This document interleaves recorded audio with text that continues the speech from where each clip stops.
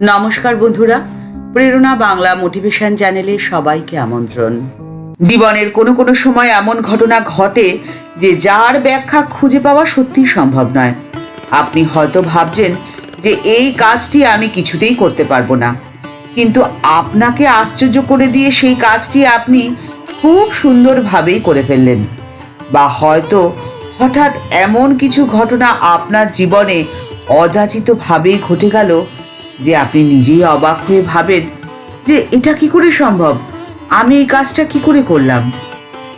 বাস্তবে এই বিশ্ব ব্রহ্মাণ্ডের যা কিছু সবই আগে থেকেই এখানে ছিল। নতুনভাবে কিছুই সৃষ্টি হয় না, যা আগে থেকে এখানে ছিল তাই রূপ পরিবর্তন হয় মাত্র। ঠাকুর ও মা এই ধরনতে এসেছিলেন সকলের দুঃখ দূর করার জন্যে, এবং এমন কিছু কিছু কাজ করে গেছেন যা মানুষের মঙ্গলের জন্য, কল্যাণের জন্য। মায়ের ছিল বাতের সমস্যা, মা পায়ের ব্যথায় বড়ই কষ্ট পেতেন, কিন্তু সেই মা পায়ের এই ব্যথা নিয়ে পুষ্করের 2000 ফুট উঁচু পাহাড় চূড়ায় সাবিত্রী মন্দিরে হেঁটেই উঠেছিলেন। সকলের কল্যাণের জন্য মা সেখানে ধ্যানস্থ হয়েছিলেন এবং প্রার্থনা করেছিলেন সকল সন্তানের মঙ্গলের জন্য।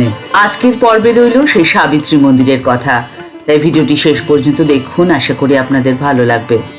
সাবিত্রী তথা পুষ্করের ইতিহাস বহু প্রাচীন। ঋগ্বেদে দেবীদের মধ্যে সাবিত্রী দেবীর উল্লেখ আছে। ব্রহ্মার শক্তি হিসেবে ইনি সরস্বতী, গায়ত্রী, ব্রহ্মাণী নামেও পরিচিতা। পুরাণে তাকে নিয়ে উপাখ্যান রয়েছে।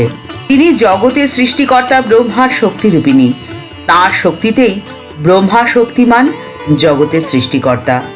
সাবিত্রী বা ব্রহ্মাণী বা সরস্বতী হলেন সৃষ্টিকারিণী।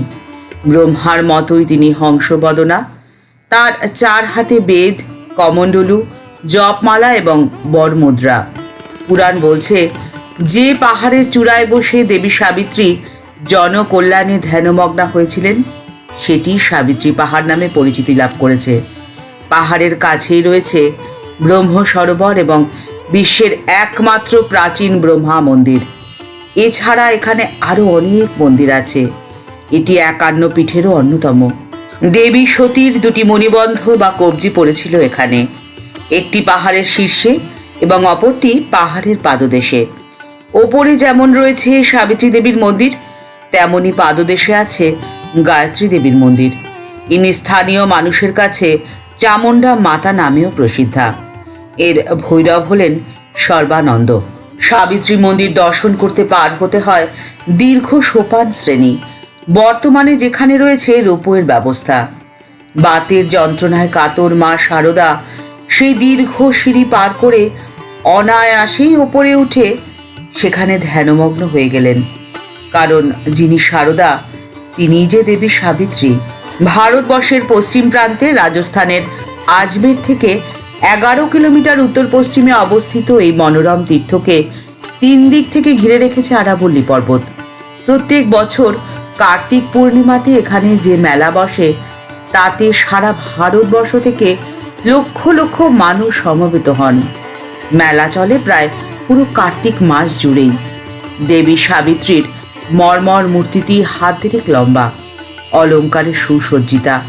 তার সৌম্য আননে আয়ত চোখ দুটি করুণা ঘন। সময়টা 1887 সালের জুলাই কিংবা আগস্ট মাস হবে। শ্রীমা বৃন্দাবন থেকে হরিদ্বার ও জয়পুর হয়ে পুষ্করে আসলেন। সাবিত্রী দেবী পাহাড়ে আরোহণ করে বেশ কিছুক্ষণ সেখানে ধ্যানস্থ হয়ে রইলেন। গোলাপ মায়ের সূত্র ধরে জানা যায় শ্রীমা এখানে সাবিত্রী দেবীর পুজোও করেছিলেন। তিনি কোনো তীর্থে গেলে কমপক্ষে 3 রাত্রি থাকতেনই। এখানে এক ধর্মশালায় মা রাত্রিবাসও করেছিলেন এবং সেখান থেকে তিনি ফিরে যান বৃন্দাবনে। সৃষ্টি শক্তি সাবিত্রী দেবীর অধিষ্ঠান ক্ষেত্রে জগৎ প্রসবিনী সারদা দেবীর আগমন বিশেষ তাৎপর্যপূর্ণ, এ বিষয়ে কোনো সন্দেহ নেই। মায়ের সাবিত্রী মন্দির দর্শন আপাত দৃষ্টিতে খুব স্বাভাবিক ঘটনা বলে মনে হলেও এর মধ্যেই লুকিয়ে রয়েছে মায়ের অসাধারণত্ব। মাতৃস্নেহের আশ্বাস বার্তা দিয়ে গেছিলেন জগতের সকল সন্তানের প্রতি। মা তিনি যে শুধুই কথার কথা মা নন, তিনি যে ব্রহ্মরূপ ঠাকুরের শক্তিরূপিণী। সেই সংকেত দিয়ে গেলেন প্রত্যেক সন্তানের উদ্দেশ্যে। তিনি ঘোষণা করে গেছিলেন, নির্ভয় বাঁচো, নিঃসংকোচে থাকো, আমি যে মা রয়েছি তোমাদেরই জন্য। 1973 সালে আজমেরের সরকারি কলেজের অধ্যাপক এবং ঠাকুরের ভক্ত ওম প্রকাশ শর্মার মনের ইচ্ছা হলো যে এখানে যেহেতু মা এসেছিলেন, তাই তার কোনো পট যদি এখানে প্রতিষ্ঠা করা যেত তো বেশ হতো। তিনি তার ইচ্ছেটি সাবিত্রী মন্দিরের তৎকালীন প্রধান পূজারীকে জানালেন, আর কিছুদিনের মধ্যেই উভয়ের উদ্যোগে মায়ের একটি পট স্থাপিত হলো সাবিত্রী দেবীর পাশে। সাবিত্রী দেবীর অন্য পাশে আগে থেকেই ছিলেন দেবী সরস্বতীর মূর্তি। একই বেদিতে মা শারদা, দেবী সাবিত্রী এবং দেবী সরস্বতী পূজিত হতে থাকেন প্রত্যেক দিন। অনেক প্রতিকূল পরিস্থিতি অতিক্রম করে 2021 সালের 8 অক্টোবর শ্রীমায়ের মন্দির প্রতিষ্ঠিত হয়েছে সাবিত্রী দেবীর মন্দিরের ঠিক পেছনে। ভক্তবৃন্দের মনে আনন্দ এবং শান্তি দানকারিণী মা বিগ্রহ রূপে এখানে বিরাজিত হয়েছেন, আর সাথে রয়েছে ঠাকুর ও স্বামীজির পট।